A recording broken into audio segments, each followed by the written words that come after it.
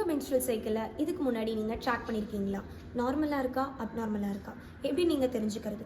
So cycle tracking எதுக்காக நம்ம பண்ணணும் வாங்க இந்த வீடியோவில் பார்க்கலாம். ஃபர்ஸ்ட், நார்மல் சைக்கிளோட டியூரேஷன் 21 to 35 டேஸ்.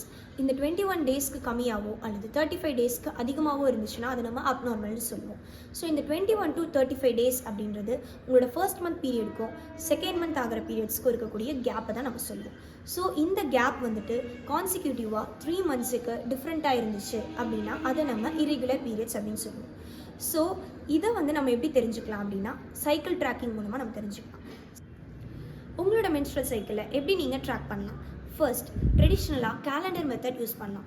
ஸோ கேலண்டரில் டேட்ஸ் மார்க் பண்ணி வச்சு நீங்கள் ட்ராக் பண்ணலாம். செகண்ட், இப்போ நிறையா ஆண்ட்ராய்டு அண்ட் ஐஃபோன் ஆப்ஸ் வந்துருச்சு. ஸோ அந்த ஆப்ஸ் யூஸ் பண்ணி ஈஸியாக நீங்கள் ட்ராக் பண்ணலாம். ஸோ எதுக்காக நம்ம இந்த சைக்கிள் ட்ராக் பண்ணணும்? ஃபர்ஸ்ட், உங்களோட சைக்கிள் ரெகுலராக இருக்கா இரெகுலராக இருக்கா அப்படின்றது நம்ம தெரிஞ்சுக்கிறதுக்காக. செகண்ட், உங்களோட ஓவிலேஷன் டேட் தெரிஞ்சுக்கிறதுக்காக. ஸோ ஓவிலேஷன் டேட் உங்களுக்கு தெரிஞ்சிச்சுன்னா நீங்கள் ஈஸியாக ப்ரெக்னென்சிக்கு பிளான் பண்ணுறதுக்கு கம்ஃபர்டபுளாக இருக்கும்.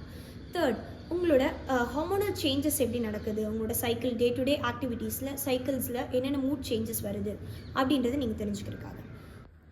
ஸோ உங்களோட சைக்கிள்ஸை ட்ராக் பண்ண ஸ்டார்ட் பண்ணுங்கள். தேங்க்யூ.